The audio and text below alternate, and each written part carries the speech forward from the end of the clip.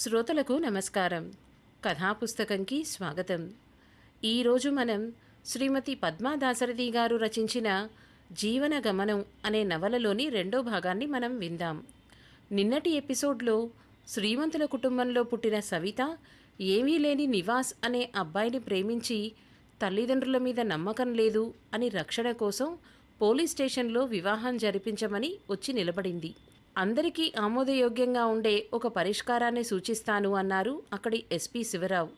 మరి ఆయన చెప్పిన మాటలేమిటో, ఆయన పెట్టిన షరతులకి నివాసు సవిత ఒప్పుకుంటారో లేదో ఈ భాగంలో మనం విందాం.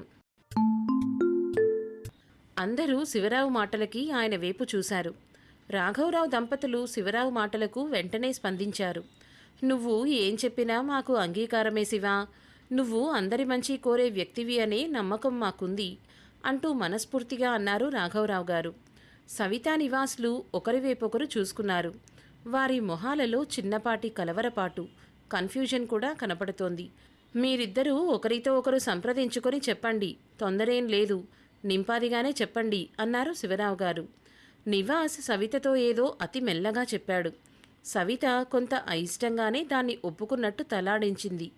ఓకే సార్, మీరు చెప్పదలుచుకున్నది చెప్పండి, అందులో ఎటువంటి మెలికలు లేవు అని మా ఇద్దరికీ అనిపిస్తే, అది నిజంగా మాకు మేలు చేసే విషయమైతే దాన్ని వినడానికి, పాటించటానికి మాకు ఎలాంటి అభ్యంతరం ఉండదు అని స్పష్టంగా చెప్పాడు నివాస్. ఆ చెప్పిన విధానం ఆచితూచి ప్రతి పదము పేర్చుకొని చెప్పినట్టు ఉంది. మీరు చెప్పబోయే విషయానికి మేము తొందరపడి ఓకే చెప్పేసి కమిట్ అవ్వడం లేదు అన్న అర్థం ధ్వనిస్తోంది. శివరావు గారికి ఆ విషయం అర్థమైంది. గుంభనంగా నవ్వుకున్నారు. అయితే నేను చెప్పేది జాగ్రత్తగా వినండి. ఒక రకంగా ఇది మీ ప్రేమకు పరీక్ష అనుకోండి. ఈ పెళ్లికి మన సవిత తండ్రి అయిన రాఘవరావు గారి ముఖ్య అభ్యంతరం ఏమిటో ఆయన మాటల్లో మీరే విన్నారు కదా. మొదటి అభ్యంతరం నివాస్ డబ్బు లేనివాడెనో, అందం లేనివాడెనో కాదు. నివాస్ పుట్టి పెరిగిన ఇంటి పరిస్థితులు, అతని వాడలో నెలకొని ఉండే పరిసరాల కల్చర్, వీటికి సవిత అడ్జస్ట్ అవ్వలేదు అనే అనుమానం రాఘవది. దానివలన భవిష్యత్తులో మీ ఇద్దరి మధ్య భేదాభిప్రాయాలు, పొరపచ్చాలు రావడానికి అవకాశం ఉంది. నాకు నివాస్ ఒక్కడే కావాలి, అతని కుటుంబ నేపథ్యం నాకు అక్కర్లేదు అని సవిత భావిస్తే, ఎన్ని రోజులని నివాస్ పేరెంట్స్కి, నివాస్ తల్లిదండ్రులు తమ కొడుక్కి దూరంగా ఉంటారు? సవితను చేసుకున్న నేరానికి నివాస్ తన తల్లిదండ్రులతో శాశ్వతంగా సంబంధాలు తెంపేసుకోవాలా? అప్పుడు నివాస్కి సవిత మీద ప్రేమ నిలబడి ఉంటుందా? ఏ పెళ్లి కోసమని మీరు బహిరంగంగా ఇలా పోలీస్ స్టేషన్ గడప తొక్కారో ఆ పెళ్లి బంధమే విచ్ఛిన్నమయ్యే ప్రమాదం రావచ్చు. అదే రాఘవ అభ్యంతరం. ఒక రకంగా అది నిజం కూడా. కాబట్టి ఈ రోజు నుంచి నెల రోజుల పాటు సవిత నివాస్ ఇంట్లో నివాసం ఉండాలి. వారిద్దరూ ఈ నెల రోజుల గడువులో ఎట్టి పరిస్థితుల్లోనూ పెళ్లి మాట తలపెట్టకూడదు. ఇద్దరూ తమ హద్దులు దాటి శారీరక సంబంధం పెట్టుకోకూడదు. ఈ రెండు షరతులు ముఖ్యమైనవి. ఇకపోతే సవిత ఆడపిల్ల కాబట్టి, ఒంటరిగా ఆ ఇంట ఉండకూడదు కాబట్టి, ఆమెకు కేర్ టేకర్గా, ఒక రకంగా ఆమె పరిధిలోకి చొచ్చుకు వచ్చి ఎవరూ తమ హద్దులు దాటకుండా కనిపెట్టుకుని ఉండే పెద్ద మనిషి పర్యవేక్షణలో సవిత ఆ ఇంట ఉండాలి.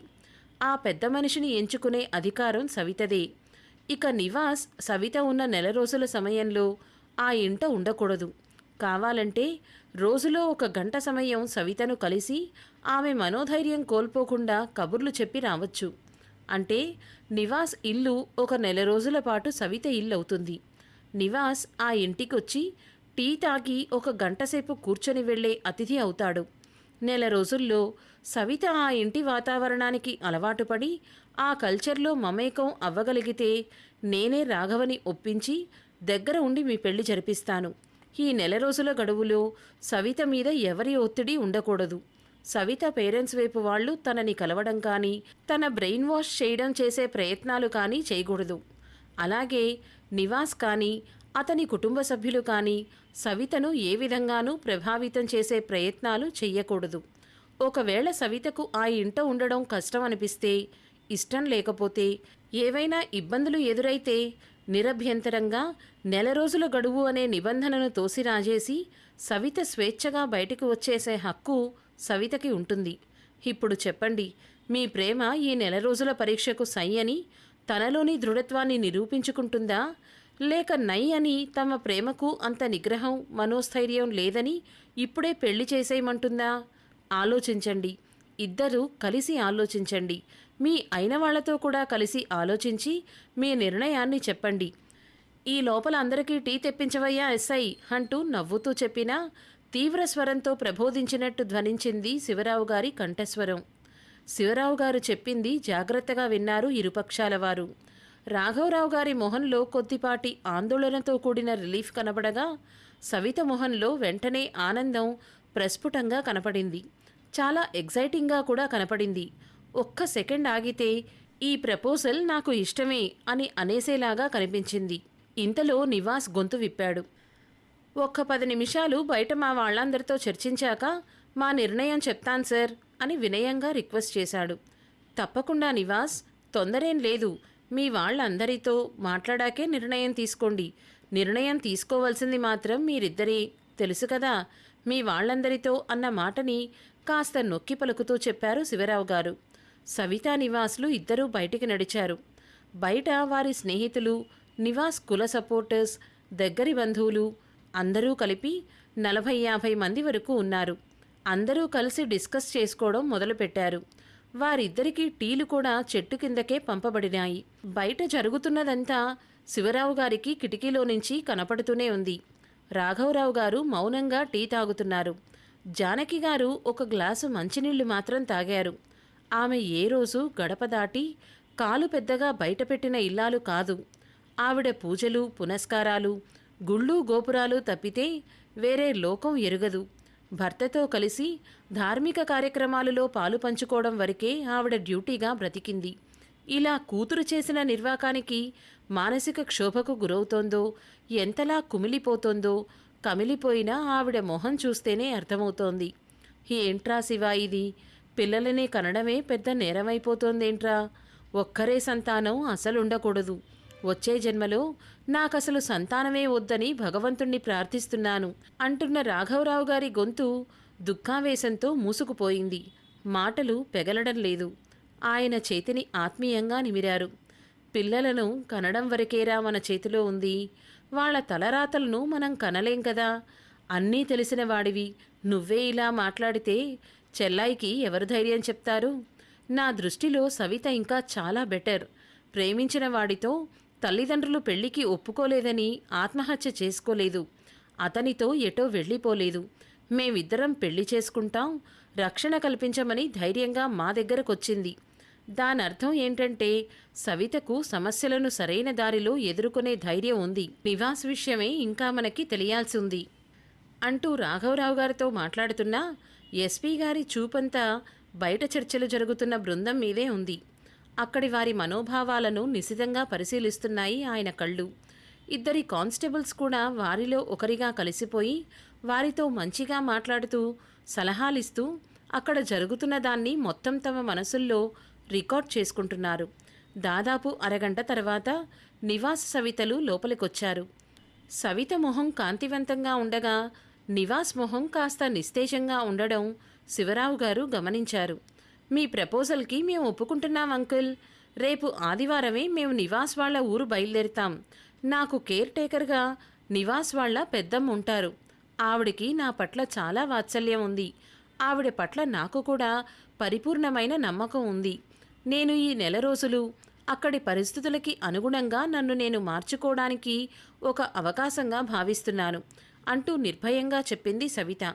హే నివాస్, నువ్వేమంటావ్ అంటూ శివరావు గారు నివాస్ని నేరుగా అడిగారు. ఈ ప్రపోజల్కి సవిత మనస్ఫూర్తిగా ఇష్టపడింది సార్, కాబట్టి నాకు అంగీకారమే అన్నాడు నివాస్.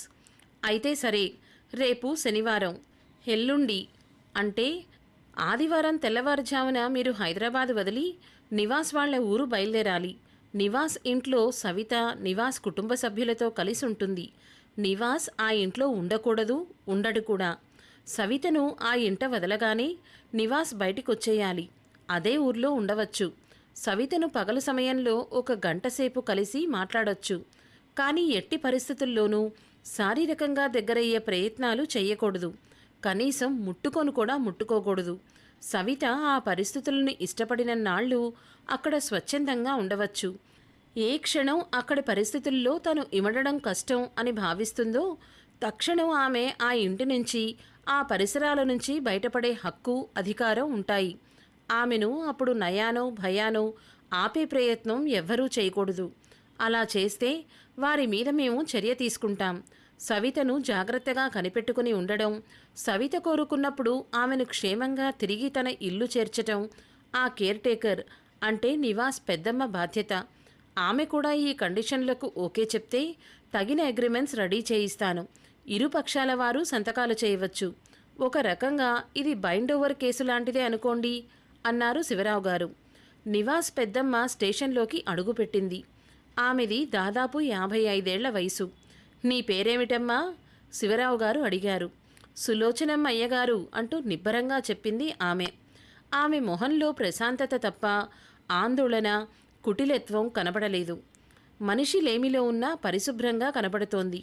చూడమ్మా సులోచన, ఈ అమ్మాయి నివాస్నే పెళ్లి చేసుకుంటానని మొండిపట్టు పట్టింది.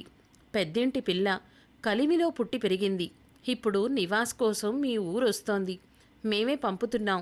అక్కడ ఎవరి వలన ఆ అమ్మాయికి ఎలాంటి ఇబ్బంది లేకుండా చూసుకోవడం నీ బాధ్యత. ఆ అమ్మాయి ఎప్పుడు అక్కడి నుంచి వెళ్ళిపోతానన్నా క్షేమంగా తన ఊరు, తన తల్లిదండ్రుల దగ్గరికి చేర్చవలసిన బాధ్యత కూడా నీదే.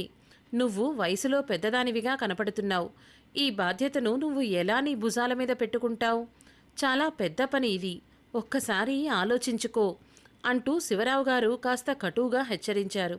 సులోచనమ్మ చిరునవ్వు నవ్వింది. ఆమె మొహంలో ఎటువంటి ఆందోళన కనపడలేదు. మీరు చెప్పిందంతా నిజమే అయ్యా. ఆ అమ్మాయి పెద్దింటి బిడ్డ. మా వాసుగాడిలో ఏం చూసి కట్టుకుంటానని ఎంబట పడిందో నాకు తెలవడం లేదు. నేను 25 ఏళ్ల వయసులో ఉండగానే నా మొగుడు చచ్చిపోయిండు. అప్పట్నుంచి నా రెక్కల కష్టం మీదే బువ్వదిన్నా గాని తప్పుడు పనులు చేసిందాన్ని గాదు. మా పల్లెలో వాముల దొడ్ల కాడ, తోటల కాడ గడ్డి తినబోయిన ఆడోళ్లకు మగోళ్లకు బుద్ధి చెప్పిందాన్ని నేను. ఈ బిడ్డని కూడా నా బిడ్డ లెక్కనే చూసుకుంటాను. అట్టా ఎవరైనా ఆ అమ్మాయిని ఇబ్బంది పెట్టే పనులు చేద్దామని చూస్తే ముందు ఆళ్ళని నరికేసి మరీ ఆ అమ్మాయిని మీకు అప్పచెబుతాను. ఆ విషయంగా మీరేం దిగులు పెట్టుకోబాకండి అయ్యా. మా వాడలో సులోచనమ్మంటే ఎసుమంటి మడిసో మీరు కూడా కొత్త ఈసారించుకోండి అంటున్న ఆమె మాటలకు రాఘవరావు దంపతులు ఎండలో మలమలా మాడుతున్న తలల మీద చల్లటి పన్నీరు జల్లులు కురిసినంత చల్లగా ఫీలయ్యారు. మరి రేపు లేదు ఆదివారం, మే 1వ తారీఖున సవిత ప్రయాణంగా నిర్ణయించబడింది. మరి ఈ రోజు నుంచి శనివారం అంతా ఎక్కడుండాలి? తన బట్టలవి ఎలా తెచ్చుకోవాలి? దీనికి సమాధానం రాఘవరావు గారు చెప్పారు. సవితను తన బెస్ట్ ఫ్రెండ్ లత రూంలో ఉండమనండి. లేదా తనకు నచ్చిన ఫ్రెండ్ దగ్గర ఉంటుంది. తను ఎక్కడుంటుందో నాకు తెలియజేస్తే తన బట్టలు, కొంత క్యాషు నేను అందచేస్తాను. మా మీద నమ్మకం లేని నా కూతురు నా ఇంట్లో అభద్రత ఫీలవుతూ ఉండడం నాకు ఇష్టం లేదు. అక్కడ ఆ కుర్రాడి ఇంట్లో ఏదన్నా ఇబ్బంది అయి తన నిర్ణయం మార్చుకుంటే మాత్రం ఏ సందేహం సంకోచం లేకుండా నా కూతురు నేరుగా నా ఇంటికి రావచ్చు. వ్యధాపూరితమైన కంఠస్వరంతో చెప్పిన రాఘవరావు గారు శివరావు గారికి షేక్ హ్యాండ్ ఇచ్చారు. శివరావు గారు రాఘవరావు గారిని ఆత్మీయతాపూర్వకంగా ఆలింగనం చేసుకుని ఆయన వీపు తట్టారు. అందులో అంతా బావుంటుంది, ధైర్యంగా ఉండమనే సూచన ఉంది. ఆయనకు నమస్కారం చేసిన రాఘవరావు దంపతులు స్టేషన్ బయటికి నడిచారు. వారిద్దరిలో ఒక్కరు కూడా సవిత వైపు కనీసం తల కూడా తిప్పి చూడకపోవడం సవితే కాదు, అక్కడ ఉన్న అందరూ గమనించారు. పోలీస్ స్టేషన్లో పంచాయతీ జరిగిన శుక్రవారపు రోజు రాత్రి రాఘవరావు గారి మేడలో ఇల్లంతా దేదీప్యమానంగా లైట్లు వెలుగుతున్నాయి. హాల్లో సోఫాలో జానకి గారు జీవచ్ఛవంలా కూర్చొని ఉన్నారు. రాఘవరావు గారు ఆమె ఎదురుగా ఉన్న కుర్చీలో కూర్చున్నారు. ఆయన మొహంలో కళాకాంతులు లేవు. జానకి పక్కన ఆమె మరిది భార్య లలిత, జానకి తోడబుట్టిన అక్కచెల్లెళ్ళు ముగ్గురు కూర్చున్నారు. రాఘవరావు గారి పక్కన ఆయన తమ్ముడు సూర్యనారాయణ, ఆయన తోడల్లుళ్ళు ఉన్నారు. రాఘవరావు గారి చెల్లెలు హేమ కూడా ఉంది. అయినా మీరు చేసిన పని నాకు మా ఆయనకి నచ్చలేదన్నయ్యా. చదువు కోసం వెళ్ళిన పిల్ల చదువుకోకుండా ఇలాంటి కొవ్వు పట్టిన పనులు చేస్తుంటే అసలు మీరెలా సహించారు? పైగా పెళ్లి పెటాకులు లేకుండానే దాన్ని వాడింట్లో నెల్లాళ్లపాటు కాపరానికి పంపడానికి ఒప్పుకొనొచ్చారా? ఎంత అప్రతిష్ట! దాని కాళ్ళు చేతులు విరిచి గదిలో పడేసి తిండి తిప్పలు లేకుండా మాడిస్తే దెబ్బకు ఆ గుంట దారిలో పడుండేది. మీరు దానికి అనవసరమైన దానికన్నా ఎక్కువ స్వేచ్ఛనిచ్చారు. అది రోజు ఇలా బరితెగించింది. రాఘవరావు గారు చెల్లెలి వైపు చూశారు. ఆ చూపులో ఏ భావమూ లేదు. జానకి గారికి మాత్రం ఆమె మాటలకు పదునైన కత్తితో గుండె కోసినట్లయింది. ఇంకా ఆ కళ్ళల్లో నీళ్ళెక్కడున్నాయో. ముత్యాల దండ తెగి ముత్యాలన్నీ ఒకదాని తర్వాత మరొకటి వరసపెట్టి జారినట్లు కళ్ళలో నుంచి నీటిబొట్లు స్రవించి ఆమె పైట కొంగు మీద పడి ఇంకిపోతున్నాయి. కళ్ళు తుడుచుకునే ప్రయత్నం కూడా చెయ్యలేదామె. సూర్యనారాయణ తన చెల్లెలి మాటలకి అడ్డుపడ్డాడు. నువ్వు నోరు ముయ్ హేమా. ఈ రోజు వరకు అది ఎంత తెలివిగా చదువుకుందో, ఇంట్లో పనులన్నీ ఎంత చక్కగా సమర్థించుకొస్తోందో మనందరికీ తెలుసు. అన్నయ్య వ్యాపార విషయాల్లో కూడా అది ఒక మగపిల్లవాడిలా అండదండగా ఉండడం మనకు తెలియదు. ఆన్లైన్లో ఆర్డర్స్ తీసుకోవడం, మన ప్రోడక్ట్స్ సరైన సమయంలో డీలర్స్కి అందేలా చూడడం, ఇవన్నీ అది తన చదువుతో పాటే ఎంత ఎఫిషియెంట్గా నిర్వహించుకొస్తోందో నీకు తెలీదా? సవిత అన్నయ్యకి మగపిల్లాడు లేని లోటు తీర్చిందని మనమందరం ఎన్నిసార్లు అనుకోలేదు? అంతెందుకు, నీ కొడుకు 10థ్లో అనుకున్నన్ని మార్కులు రాలేదు అనే డిప్రెషన్లో సూసైడ్ చేసుకునే వరకు వెళ్ళినప్పుడు సవితేగా వాడికి కౌన్సిలింగ్ ఇస్తూ చదువు జీవితంలో భాగమని, ఎక్కువ చదువు వంట పట్టకపోయినా జీవితంలో వండర్స్ చేయొచ్చని వాడికి నూరిపోసి తిరిగి మనిషిని చేసింది. సవిత వంటి సంతానం మనకు ఉంటే ఎంత బావుండేది అని మనమందరం ఎన్నోసార్లు ముచ్చటపడలేదు? అయితే ఒక్క విషయం, ఇంత తెలివైన పిల్ల, ఇంత సమర్థవంతురాలు ఈ భ్రాంతిలో ఎలా పడిపోయిందో అనే సందేహమే మనసుని పట్టి పీడిస్తోందన్నయ్యా. దానిమీద ఎవరన్నా ఏదన్నా మందో మాకో వంటి ప్రయోగం ఏదన్నా అంటూ అర్ధోక్తిలో ఆపేశాడు సూర్యనారాయణ. ఆ మాటలకి జానకి గారి గుండె బద్దలైంది. బాగా చెప్పావు సూరి, నా మనసులో మాట చెప్పావు. నాకు కూడా అదే సందేహంగా ఉంది. బంగారం వంటి పిల్లని ఏం చేసి తన మాయలో పడేసుకున్నాడో వాడు. ఎవరినన్నా సంప్రదించుదామంటే మీ అన్నయ్య నా మాట పట్టించుకోవట్లేదు అంటూ తల్లి మనసు ఆక్రోశించింది. రాఘవరావు గారి పెదవులపై విరక్తితో కూడిన చిన్న చిరునవ్వు మెదిలింది. మందు మాకు, ఈ ప్రేమే ఒక మందు, ఆ భావనే ఒక మాయరా. అందులో మునిగిన వారికి తేలడం అంత సులువు కాదు. ఆ ప్రవాహంలోని సుడిగుండాలకి మునిగి తేలి కొట్టుకుని ఒడ్డుకు చేరిన వాడే జీవన విజేతగా నిలుస్తారు. ప్రస్తుతం నేను నా కూతురికి ఆ మానసిక స్థైర్యాన్ని ఇవ్వమని ఆ భగవంతుణ్ణి వేడుకుంటున్నాను. నేను చేయగలిగింది అదే. ఈ మాటలు విన్న అందరి మనసులు భారమై తల్లడిల్లిపోయాయి. దేవుడా, పసిడి బొమ్మ వంటి పిల్ల ఇంత కఠిన పరీక్షకి ఎలా నిలుస్తుందో? ఇదంతా అవసరమా తనకు? వడ్డించిన విస్తరి వంటి జీవితం, కోరితే కనకాభిషేకాలు జరపగల తల్లిదండ్రులు, ఇంకేం తక్కువైందా పిల్లకి? కోరి కష్టాల కొలిమిలో అడుగు పెడతానంటోంది. ఏంటి భగవంతుడా అనుకుంటున్నారు అందరూ. అసలు ఇదంతా ఎప్పటినుంచి బావగారు? పిల్ల మీ మాట వినకుండా అంత మొండిగా ఉందని తెలిసిన వెంటనే మా అందరికీ కబురు చేయాల్సింది. మేమందరం నయానో భయానో దాని కాళ్ళు పట్టుకొనో దాన్ని దారిలోకి తెచ్చి ఉండగలిగే వాళ్ళమేమో కదా.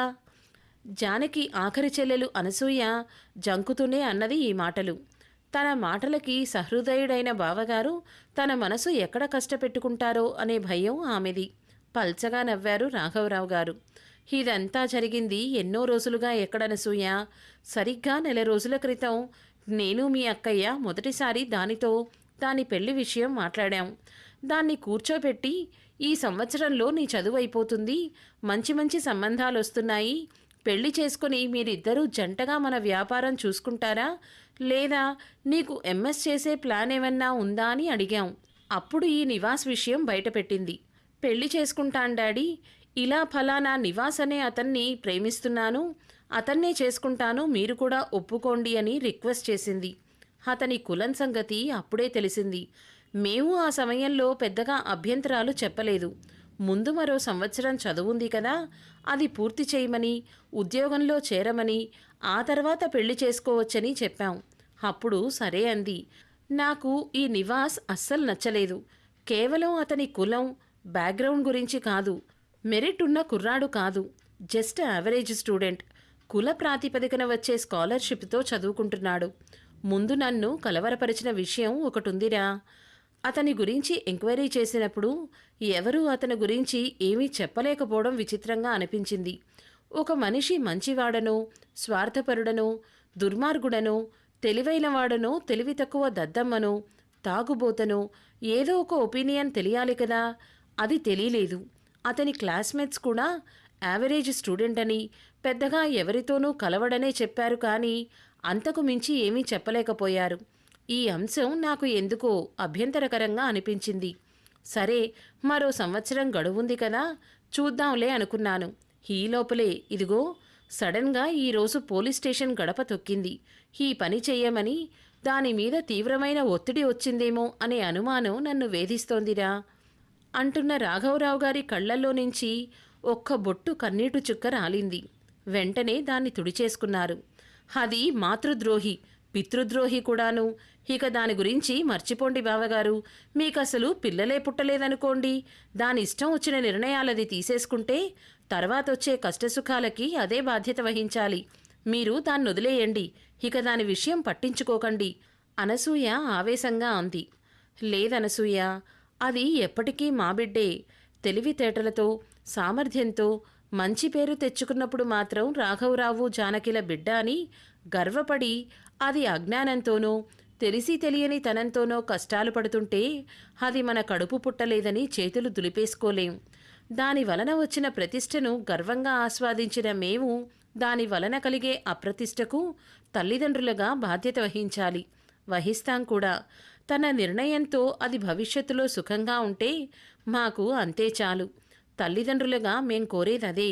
ఒకవేళ అది తన నిర్ణయం తప్పని తెలుసుకొని ఏదైనా కష్టాల సుడిగుండంలో ఇరుక్కుంటే మాత్రం మేము అక్కున చేర్చుకోవడానికి సిద్ధంగా ఉంటాం.